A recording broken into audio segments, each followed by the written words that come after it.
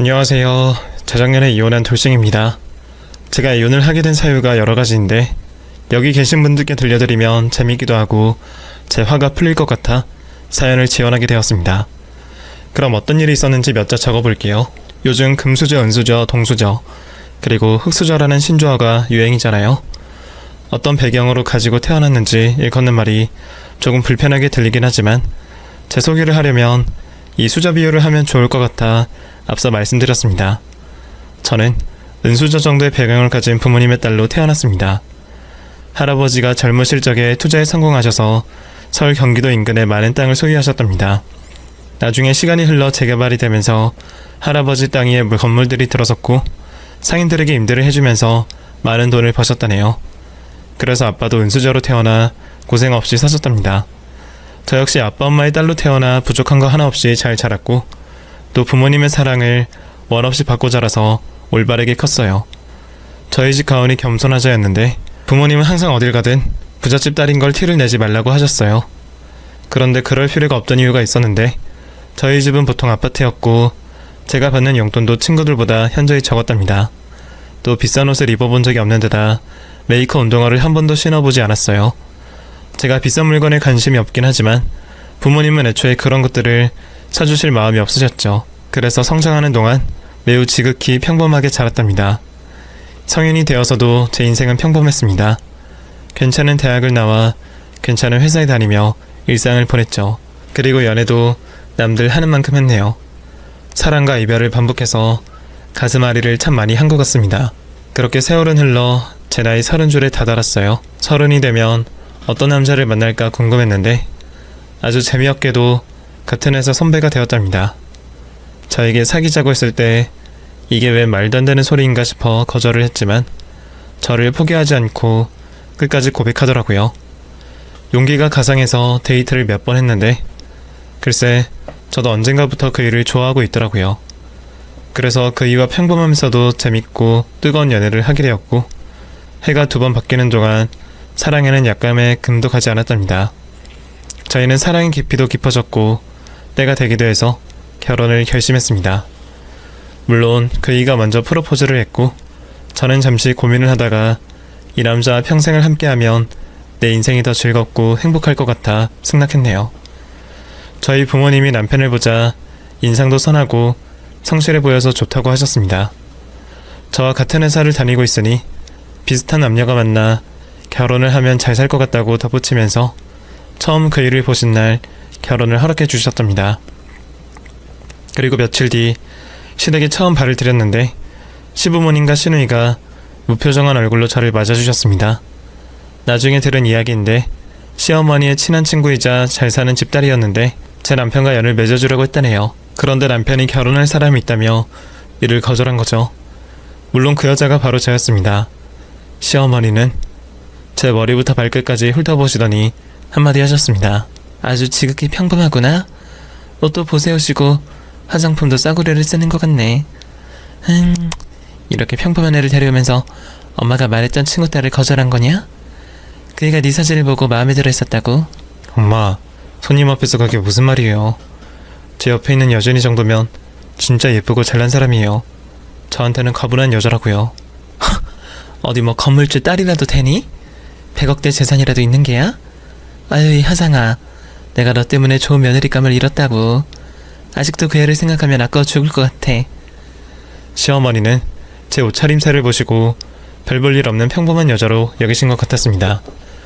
홧김에 저희 집이 부자다, 부모님이 건물주인데다 건물도 여러 채다 라고 말해버릴까 하다가 그냥 입을 다물었습니다. 부자여야만 저를 받아주는 시댁이라면 차라리 이별하는 게 나을 것 같았기 때문이었죠. 저는 가만히 말을 아끼고 있다가 시어머니와 시누이가 차려준 밥상 앞에 앉아 억지로 식사를 했습니다. 그때부터는 시어머니가 다른 부잣집 딸내미 이야기를 하지 않더라고요. 오롯이 저에 대한 사람에 대해 이야기했습니다. 부모님은 뭘 하시는지, 살아온 배경은 어땠는지, 결혼 후에도 직장을 다닐 건지 등등 많은 질문을 하시더라고요. 그래서 전 부모님은 은퇴하시고 집에 계신다고 대답했고 저에 대한 이야기는 평범하게 자란 그대로를 말씀드렸답니다. 그러자 시어머니는 한숨을 내쉬면서 이렇게 말씀하셨습니다. 너희들이 좋다는데 우리가 말릴 이유가 있겠냐? 예준씨, 아까는 내가 괜한 말을 했어. 자기랑 내 친구 딸이랑 비교하는 말은 큰 실례였어. 미안해.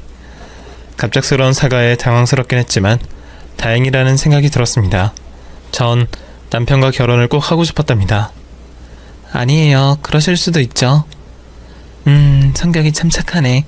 조용하기도 하고 좋은 아내가 될 것 같다. 그럼 상견례 날짜부터 잡아야겠지? 그렇게 시댁에 처음 인사를 가서 결혼 승낙을 받아 곧 상견례를 하게 되었고 2달 뒤에 결혼식을 올렸답니다. 신혼집은 저희 부부 회사와 가까운 곳에 마련했는데 시댁과도 멀지 않았습니다. 그래서 시어머니와 시누이가 자주 들렀죠. 반찬을 가져오신다는 핑계로 신혼집 살림을 검사하셨답니다. 세익이 너 살림 좀 배워야겠다.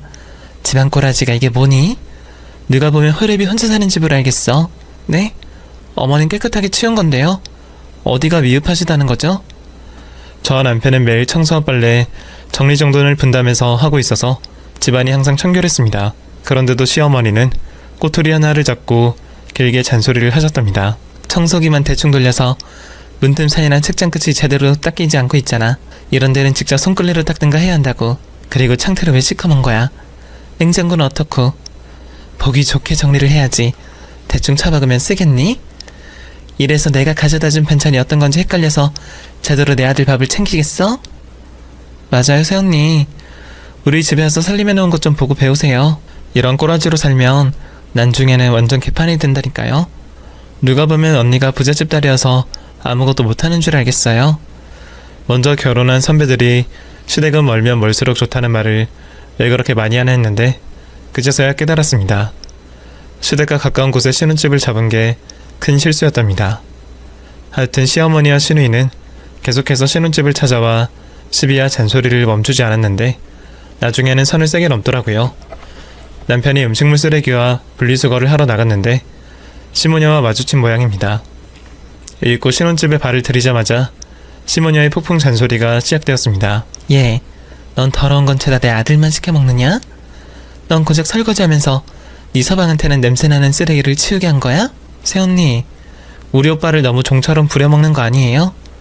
우리 오빠는 집에 있을 때 쓰레기에 손도 대지 않았다고요. 두 모녀의 공격에 저는 할 말을 했답니다. 어머님 아가씨, 쓰레기는 번갈아 가면서 버리고 있어요. 오늘이 남편이 하는 날이었고요. 그리고 저도 부모님과 살 때는 쓰레기에 손대지 않고 살았어요.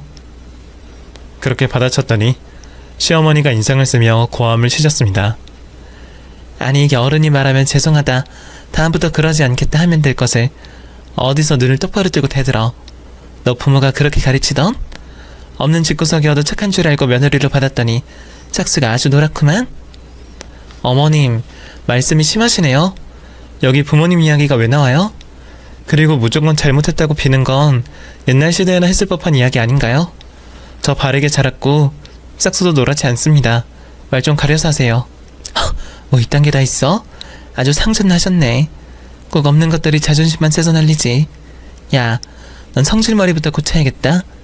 앞으로 매주 내 집에 와서 교육 좀 받아라. 저는 무슨 교육을 받느냐고 물으며 괜한데 시간을 허비하고 싶지 않다는 식으로 대답을 했습니다.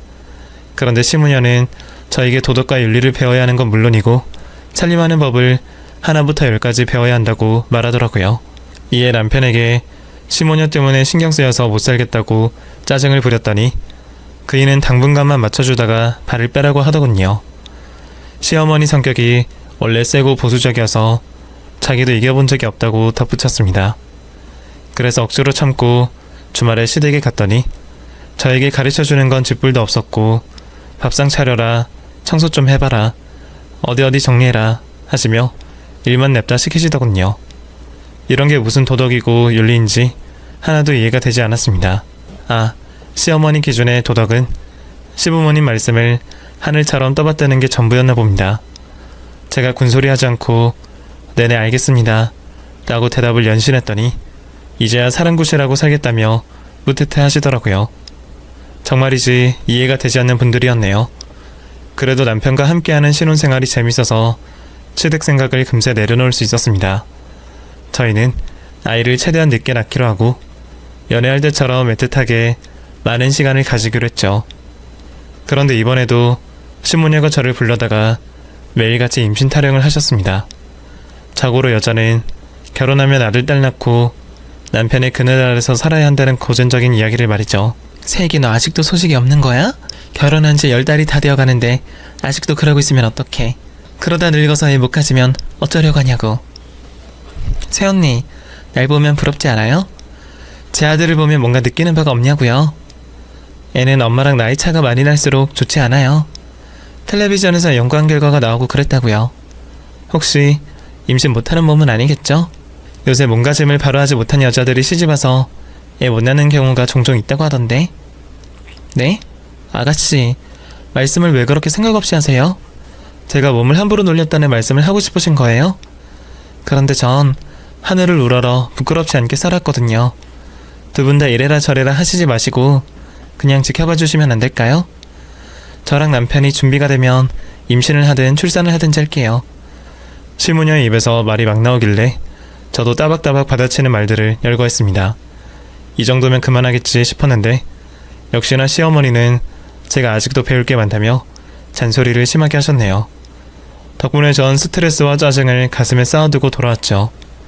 남편에게 일러 바쳤더니 한기로 흘리고 앞으로는 시댁에도 가지 말라고 하더군요. 저에게 맞춰줄 만큼 맞춰줬으니 이제 그만해도 되겠다며 불러도 절대 가지 말라는 겁니다. 자기가 다 알아서 커버해주겠다고 신신당부까지 하더라고요. 그래서 그이 말대로 시모녀의 연락을 받아도 바쁘다는 핑계를 대고 시댁에 가지 않았습니다. 그러자 두 사람은 신혼집에 시시때때로 찾아와 시비를 걸었습니다. 계속 이런 식이면 차라리 이사를 가는 게 낫겠다 싶어 남편과 이사 계획을 세웠답니다. 그런데 집을 내놓기도 전에 저희 부부에게 시련이 닥치고 말았습니다. 코로나가 여러 회사를 무너뜨리면서 저희 회사에도 큰 타격을 주었습니다. 저는 품질관리팀이라 끄떡없었는데 남편은 마케팅팀이라 문제가 되었죠. 회사가 어려운 상황에서 홍보나 마케팅 부서는 불필요하니 팀을 공중분해시키겠다는 공고가 게시판에 붙어있는 겁니다. 아무리 회사가 어려워도 그렇지 한 방에 팀을 날려버리다니 저와 남편은 충격을 받고 말았네요. 회사 공고는 되돌릴 수 없었고 계획한 대로 남편의 팀을 없애버리더군요. 그이는 쥐꼬리만한 퇴직금을 받고 회사에서 물러나게 되었습니다. 다시 취직을 하려고 용을 써봤지만 코로나 시대에 새로 직원을 구하는 회사는 거의 없었어요. 어쩌다 채용 공고가 나오면 수백 명의 사람이 몰리는 바람에 면접의 기회도 쉽게 오지 않았습니다. 그렇게 백수 생활을 두어 달 정도 한 남편은 집에서 살림을 하고 밤에는 혼자 술잔을 기울였습니다. 부지런하고 성실한 사람이 하루아침에 일자리를 잃었으니 속이 많이 상했던 거죠. 또 저희 둘뿐이지만 가장이었으니 마음이 편하지 않았을 겁니다. 매일 남편의 속상한 얼굴을 보며 출근을 하다 보니 미안할 지경이 되었고 제가 방법을 모색해서 그 일을 구해줘야겠다는 판단이 들었습니다. 그래서 친정을 찾아가 부모님께 상황을 자세히 설명했습니다. 남편은 능력이 있는데 회사 측에서 억지로 해고를 한 거다. 코로나 시대의 취업은 어려운 정도가 아니라 거의 불가능이다. 라며 남편에게 투자를 해달라고 부탁의 말씀을 드렸습니다. 그러자 부모님은 며칠 생각을 하시더니 남편과 저를 친정으로 불렀고 그이에게 하고 싶은 일이 뭐냐고 물으셨습니다. 남편은 그게 무슨 말씀이냐고 의아한 눈빛으로 저희 식구를 번갈아 보았는데 제가 어쩔 수 없이 부모님이 재력이 있는 분들이라고 설명했습니다. 우리 부모님 건물을 몇 채나 가지고 계신 건물주셔. 당신 하나 건사하는 건 일도 아니라고. 그러니까 편하게 하고 싶은 일이 뭔지 말씀드려. 뭐야? 그 정도로 부유한 집안이었어? 그런데 왜 이런 평범한 아파트에서 지내시는 거야? 그 물음에 부모님은 검소하고 부자임을 드러내놓고 사는 걸 싫어하신다고 재차 설명했습니다. 잠시 후 아빠가 남편에게 어떤 일을 하고 싶은지 다시 물었더니 그이가 핸드폰 가게를 하고 싶다고 하더군요. 마케팅 일을 하기 전 알바로 핸드폰 가게에서 일을 한 적이 있었는데 일도 쉽고 재밌고 돈도 잘 벌 수 있어서 그만한 장사가 또 없다고 하더라고요. 아빠는 남편의 말을 듣고 바로 통장 하나를 꺼내주었습니다. 핸드폰 가게를 시내에서 가장 크게 차릴 수 있을 만한 금액이 들어있었죠. 남편은 그 큰 액수를 보더니 너무 놀라 뒤로 자빠지고 말았고 그 자리에서 벌떡 일어나 친정 부모님한테 감사하다며 큰 절을 올렸습니다. 그렇게 보름 뒤에 남편이 계약한 상가는 아빠의 건물이었어요. 인테리어와 대량의 핸드폰을 입수해서 영업을 시작하게 되었죠. 오픈날 시부모님과 시누이가 찾아왔는데 어떻게 가게를 마련한지 이미 알고 있어서 저에게 고맙다는 말을 연신하더군요. 우리 새애기가 복덩이네. 그런데 부잣집 딸이면서 왜 비밀로 한 거야? 조금 서운하긴 한데 괜찮다. 겸손히 미덕이라는 말대로 살았으니 그래 한 거겠지. 여튼 새아가, 네 덕에 내 아들이 이렇게 의리의리하고 웅장한 가게를 열었구나. 사돈께서는 어떻게 감사 표현을 해야 되나? 어떻게 표시해야 될지 모르겠어. 감사 표시라뇨? 아빠가 사위한테 주는 선물이에요. 뭘 바라고 준 게 아니고요. 앞으로 이 사람이 열심히 일하는 모습만 보이면 그걸로 충분할 겁니다. 괜히 저희 부모님을 찾아가 대접을 하거나 천물 같은 인자치레는 하지 말라고 했죠. 그리고 시누이 역시 태도가 완전히 달라졌더라고요. 제가 평범하고 보잘것없을 때는 싫은 소리와 막말을 막 하더니 얌전한 고양이가 되어 이빠른 소리를 했답니다. 새언니는 정말 대단해요. 그 많은 재산을 가지고도 조용히 평범하게 사시다니. 언니는 이제 제 롤모델이에요. 앞으로 평생 존경하며 살겠습니다. 존경이요? 아가씨, 너무 그러지 마세요. 손발이 오그라든다고요. 아니에요. 전 진심으로 언니를 존경해요. 앞으로 충성하도록 할게요. 충성. 저에게 격려까지 하며 아부를 심하게 하더라고요. 그날 이후 시모니의 태도가 달라지긴 했는데 부작용이 생겼습니다. 돈이 많은 걸 알고부터 저에게 뭔가를 요구하더라고요. 시아버지는 외제차 한 대만 사주면 안 되겠냐고 말씀하시고, 시어머니는 명품 가방과 구두, 그리고 피부과에서 보톡스와 필러를 맞춰달라고 요구했습니다. 또 시누이는 자기가 받고 싶은 선물 말고도 자기 남편의 양복을 사달라고 낯뜨거운 소리를 하더군요. 이에 저는 비싼 거 못 해드리고 피부과 진료와 짧은 제주도 여행 정도만 선물했습니다. 외제차는 저희 아빠도 타보지 않으셨는데 시아버지한테 해드릴 일은 절대 있어서는 안 됐죠. 대충 선물 한 번으로 떼우고 넘어가려는데 시어머니가 매주 용돈을 달라고 노래를 불렀습니다. 사가, 나 이번 주에 동창들 만나서 놀러가는데 네가 좀 보태주면 안 되겠니? 다른 애들은 사이나 며느리가 여행 간다고 몇백만 원씩 줬다더라. 나도 며느리 잘 둔 자랑 좀 하게 용돈 좀 주면 안 되겠니? 어머님, 지난주에 50만 원 드렸잖아요. 그 돈을 벌써 다 쓰셨어요? 저도 그만큼 써본 적이 없는데 너무 많이 쓰시는 거 아니에요? 안 되겠어요. 앞으로는 그냥 한 달에 얼마씩 해서 용돈을 붙여드릴게요. 대신 그 이상으로 요구하시지 않기로 약속하세요. 시어머니는 표정이 잠시 일그러졌지만 돈줄이 막힐까봐 바로 밝은 표정을 짓더니 알겠다고 하시더라고요. 그래서 제가 땀 흘려 번 돈의 일부를 시어머니 용돈으로 쓰게 되었습니다. 그렇게 1년의 시간이 지나자 남편의 핸드폰 가게를 근처에 있는 동종업계를 박살낼 만큼 장사를 잘했습니다. 저희가 사는 지역에서 핸드폰 판매 1위라는 기록을 달성해서 아주 승승장구했죠. 시댁 식구들도 가끔 무리한 요구를 하긴 했지만 제가 연신 거절하니 귀찮게 하지 않더라고요.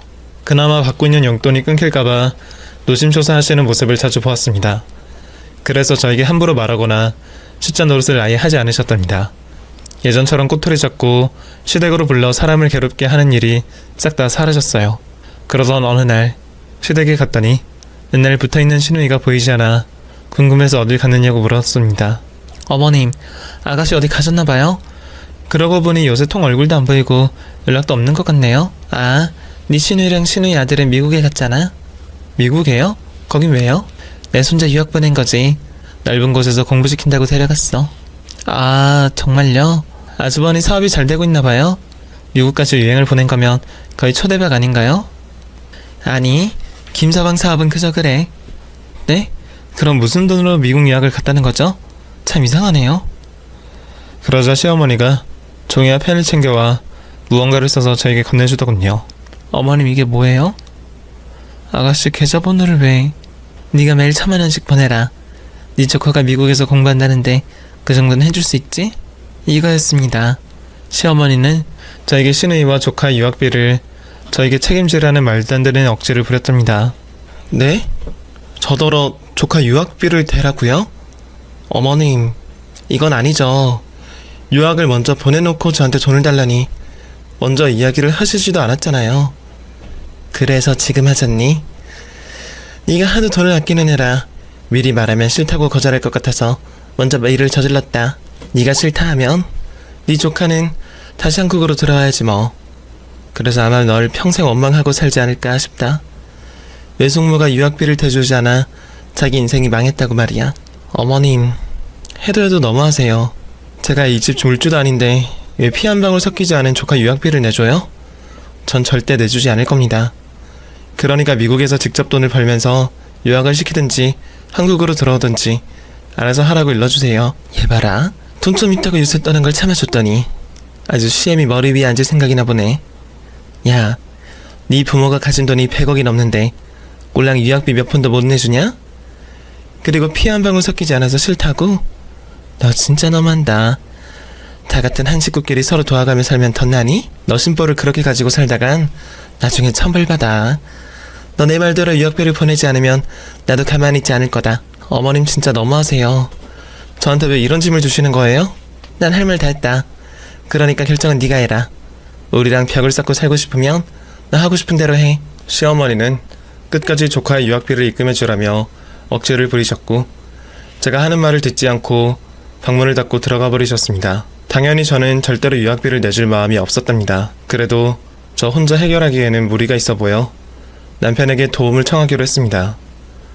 그이가 나서서 시댁을 뒤집어 엎든 비행기를 타고 나라가 시누이를 데리고 오든지 하게끔 해야 할 것 같았어요. 시어머니를 뵈고 온 게 평일이라 주말에 남편과 해결할 생각을 하고 있었는데 회사에서 시어머니의 닭달 전화가 계속 걸려와서 일이 손에 잡히지 않았습니다. 그래서 반차를 내고 회사에서 나와버렸답니다. 하루빨리 해결하고 마음 편히 지내고 싶어 남편의 핸드폰 가게로 향했습니다. 이윽고 그이의 핸드폰 가게에 도착했는데 점심시간이어서 그런지 문은 잠겨있고 안에는 아무도 없는 겁니다.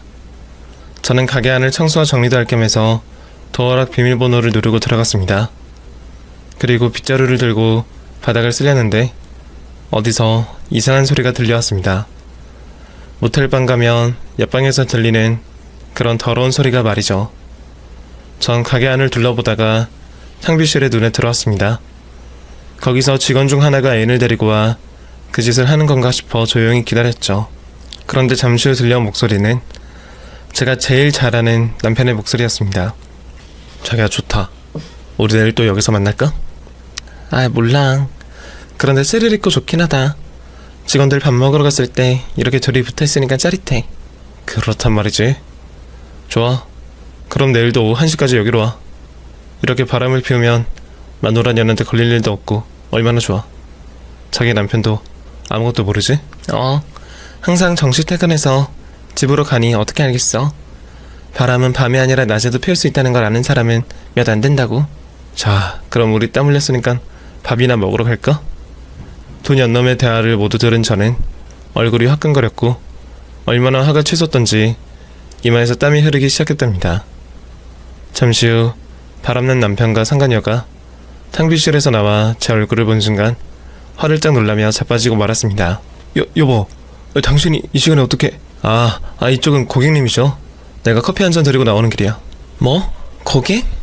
스릴 있고 짜릿한 시간을 보냈다고 하는 걸 다 들었는데 거짓말을 하는 거야? 내일 오후 1시에 다시 여기서 만나서 바람을 피우겠다며?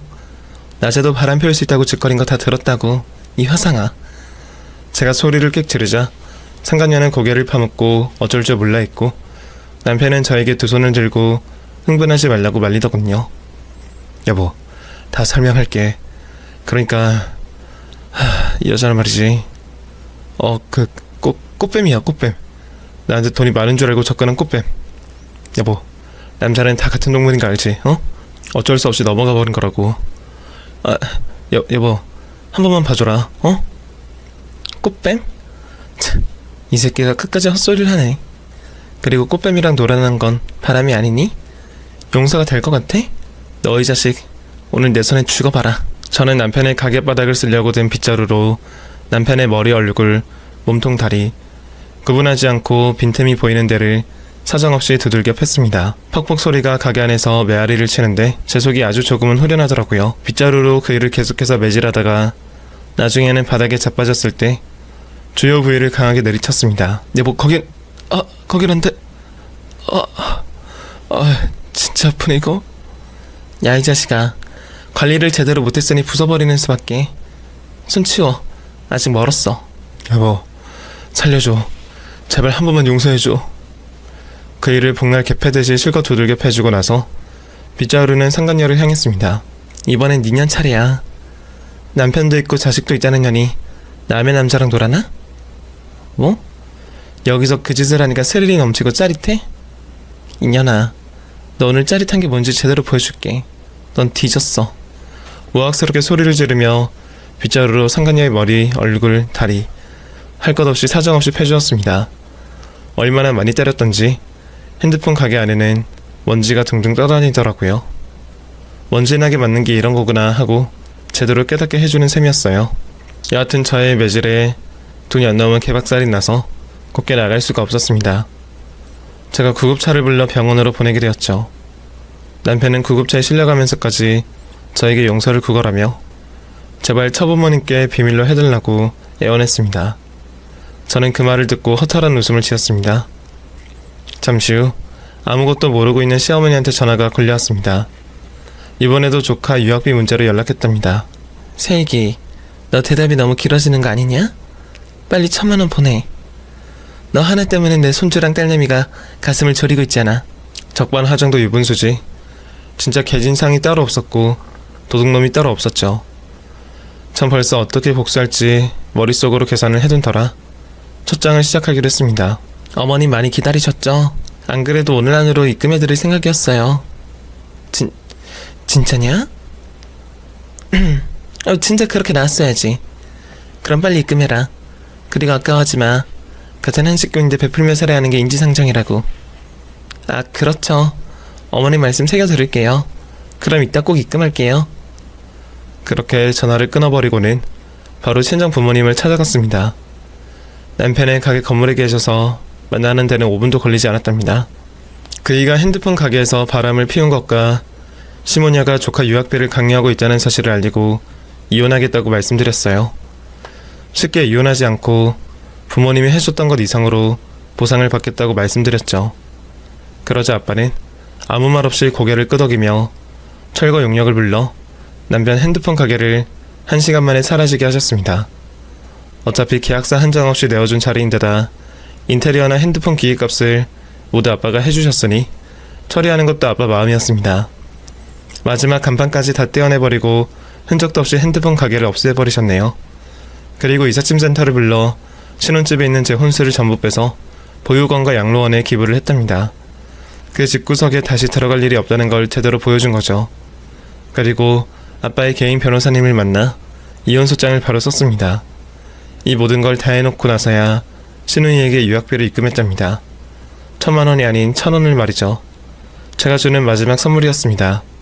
당연히 미국에 있는 신우이에게 바로 전화가 걸려왔어요. 새언니, 입금을 잘못했네요. 1,000만 원이 아니라 1,000원이었어요. 다시 부탁드릴게요. 이년아, 1,000원 입금한 거 맞거든? 내가 돌대가리인 줄 아니? 머저리 같은 년이 내 등에 빨대를 꽂고 지새끼 유학 보낼 생각을 해? 너도 참 대단하다 이년아. 그렇게 살면 잠이 잘 오긴 해? 새언니 왜 그러세요? 혹시 낯술하셨어요? 엄마한테 돈 주겠다고 했다면서요. 그런데 태도가 왜 그래요? 이년이 아직도 상황 파악을 못하나 보네. 야, 넌 아웃이야. 아니, 니들 식구 다 세댔어. 전화를 끊어버리자 5분도 안 돼 시어머니한테 전화가 오더군요. 전 바로 받아서 1,000원 먹고 떨어지라고 말했습니다. 그리고 곧 재밌는 일이 벌어질 거라고 으름장을 놓았답니다. 며칠 뒤 시댁 식구들은 이 모든 사정을 알게 되었고 제가 보낸 이혼소장도 잘 받았습니다. 그동안 저에게 받아간 돈과 바람 피운 값과 상간녀 소송까지 세트로 묶어서 고소를 했죠. 남편은 이제 망하다 못해 길바닥에 나간 게 생기자 시부모와 시누이를 대동해 저희 친정으로 찾아왔답니다. 여보, 짐 다 빼가더라. 병원에서 퇴원하고 집에 가봤더니 텅 비어있더라고. 화가 많이 나서 그랬지. 여보, 당신이 그렇게 떠나니까 텅 빈 집처럼 내 마음이 공허해. 당신 없이 사는 인생은 상상도 안 해봤단 말이야. 바람 피운 건 잘못했어. 앞으로는 절대 그런 일 없을 거야. 그러니까 딱 한 번만 봐주면 안 될까? 그이가 주저리 떠들자 제가 아닌 아빠가 나서서 주먹을 휘둘렀습니다. 남편은 코피를 흘리며 바닥에 쓰러졌고 시부모와 시누이는 놀라기만 할 뿐 아무것도 하지 못했습니다. 아빠가 당장 꺼지라고 했는데 시댁 식구들은 지푸라기 잡을 심정으로 나란히 무릎을 꿇었습니다. 시아버지는 아예 고개를 들지 못했고 시어머니가 두 손을 빌며 눈물로 애원했습니다. 사돈, 제가 자식을 잘못 키웠습니다. 한 번만 용서해주세요. 이 녀석이 원래 그런 애가 아닌데 여자한테 잘못 걸려서 바람을 피운 것 같아요. 얘도 반성을 많이 하고 있으니 애들 이혼을 막읍시다. 그러자 아빠가 피식 웃으며 대답하셨습니다. 어이 아줌마, 내 딸한테 당신 딸내미랑 손자 유학비를 대라고 했다면서, 응? 한 달에 1,000만 원? 그 돈을 달라고 하면 아이고 당연히 드려야죠 하고 내어줄 줄 알았나? 어? 어림없는 소리. 나도 내 딸한테 못 해준 걸 왜 당신 손주한테 해줘야 한단 말이오? 응? 제가 미쳤었나 봅니다. 사돈네가 100억대 부자라는 걸 알고 나서부터 뭐라도 받고 싶었어요. 그래서 계획이 없던 유학을 결정한 겁니다. 이 늙고 멍청한 할망구의 잘못이니 너그럽게 용서해주세요. 물론 유학비는 없던 걸로 하겠습니다. 유학비고 핸드폰 가게고 다 없던 일입니다. 아줌마네 식구들 거머리처럼 달라붙는 거 꼴보기 싫었는데 이참에 싹 다 끊어버릴 거예요. 참, 감히 내가 차려준 핸드폰 가게에서 여자랑 바람을 피워? 응? 자네도 참 대단하구만. 간이 배 밖으로 나온 모양이지?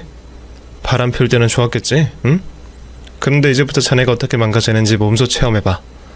아마 사는 게 무서워져서 아침에 눈 뜨는 게 두려울 거야. 아빠의 경고에 남편은 개거품을 불며 살려달라 용서해달라 애걸복걸 하더군요. 하지만 저희는 남편과 시댁 식구를 용서할 마음이 하나도 없었습니다. 식구들은 끝까지 나가지 않고 버티고 있어서 뭔가 특별한 응징이 필요해 보였습니다. 이에 저는 친정집에 뭐가 있나 두리번거리다가 곧 아빠의 야구방망이가 눈에 들어왔습니다. 저는 그걸 들고 남편에게 경고했습니다. 자, 이제 그만 꺼지시지. 이걸로 두들겨 맞기 전에. 여보, 차라리 때려. 나 몸으로 때워서라도 당신에게 용서받고 결혼생활 유지할 거야. 나의 진심을 알아달라고. 맞겠다고? 좋아, 그럼 시작한다. 방망이를 허공에 휘두르자 남편 놈이 바지에 오줌을 싸더군요. 노란 액체가 거실바닥을 물들였답니다. 가지가지 한다. 내가 아무리 막 나가도 이걸로 널 때리겠니? 요즘 싸게. 네 식구들 데리고 당장 여기서 꺼져. 더 들을 말도 할 말도 없으니까 내 눈앞에서 사라지라고. 여보, 나랑 이혼할 거면 핸드폰 가게는 남겨주면 안 될까? 앞으로 먹고 살 걱정이 돼서 쉽게 발이 안 떨어진다고. 장인어른, 다시 핸드폰 가게를 물려주세요. 네? 아직 정신 차리지 못한 남편을 본 아빠가 제 손에 있던 방망이를 빼앗아 들었습니다. 그리고 홈런을 칠 자세를 취하자 남편놈이 이번에 방구를 뿡뿡 끼면서 똥을 지리더라고요. 냄새가 얼마나 고약하던지 저희 식구뿐만 아니라 시댁 식구들도 코를 틀어막았습니다. 그제야 더는 용서를 받을 수 없다는 걸 깨달은 시댁 식구들은 자리에서 일어나 똥오줌을 지린 남편을 질질 끌며 집에서 나갔습니다. 그런데 거실 바닥에 흘린 오물을 치워야 해서 제가 시누이를 불러 세웠습니다. 야, 넌 가지 말고 이거 다 닦고 가. 너도 고성당하기 싫으면 시키는 대로 하는 게 좋을 거야. 네? 저걸 저더러 치우라고요? 싫어? 너 나한테 돈 달라고 협박했지. 그리고 그동안 받아간 용돈도 적지 않지? 고소장에 네 이름 또박또박 써서 보내줄까? 아니에요 언니. 전 내버려 두세요. 제가 다 치울 테니까 저는 봐주세요. 신우이는 비굴한 얼굴로 남편이 싸질러 놓은 분변을 깨끗하게 치웠습니다. 마지막에는 90도로 인사하고 가더군요. 자기는 절대 건드리지 말아달라 부탁하면서 말이죠. 그런데 제가 보내는 공격이 하도 세서 시댁이 처참하게 부서질 거라 알겠다고 대답해 주었습니다. 몇 주 뒤 법정에 서게 되었고 남편의 외도에 대한 대가와 저에게 지원받은 돈 그리고 시댁에 들어간 돈 모두를 청구한 대로 받게 되었습니다. 그 돈이 어마어마해서 아마 감당이 안 될 것 같았답니다. 또 상간녀에게 손해배상을 해 위자료를 받고 그쪽도 이혼을 시켜버렸네요. 결국 남편은 빚더미 안게 되었고 그 빚을 시댁의 집을 담보로 대출을 받아 갚아주었다네요. 오갈 곳 없게 된 식구들은 단란하게 원룸을 구해 지내게 되었답니다. 남편은 직업 없이 한심하게 살고 있고 시부모의 다달이 나오는 연금으로 입에 풀칠한다네요. 그리고 시누이도 이혼을 당했어요. 개념 없는 짓을 하도 많이 해서 이골이 났는지 아주버니가 유학 사건에 오만정이 떨어졌다며 소송으로 이혼을 했다네요. 그래서 아주버니가 자식을 부양하게 되었고 시누이는 얼마 되지 않는 위자료를 받고 시댁 식구들이 먼저 들어가 살고 있는 원룸으로 들어갔답니다. 내 식구가 아주 단란하고 다정하게 한 방에서 먹고 자면서 지내게 된 거죠. 그렇게 제가 든 복수의 칼을 내려놓으려고 하는데 이혼한 남편놈이 제가 일하는 회사로 다시 찾아왔습니다. 무슨 자신감인지 모르겠는데 재결합을 요구하더라고요. 여보, 나 진짜 반성 많이 했어. 당신한테 못할 짓 한 거 잘 알아. 하지만 기회를 한 번만 줘. 당신이 날 받아주면 우리 집안과 인연을 끊고 살게. 당신에게만 충성하면서 개처럼 살겠다고. 그러니까 날 받아줘. 뭐래니? 이 등신아, 내가 총 맞았니? 너 같은 짐승놈이랑 재결합을 하게? 설마 내가 널 다시 받아줄 거라 믿고 여기로 온 거야? 자신감이 너무 넘치는 거 아닌가? 그리고 뭐? 시댁 식구들과 인연을 끊겠다고?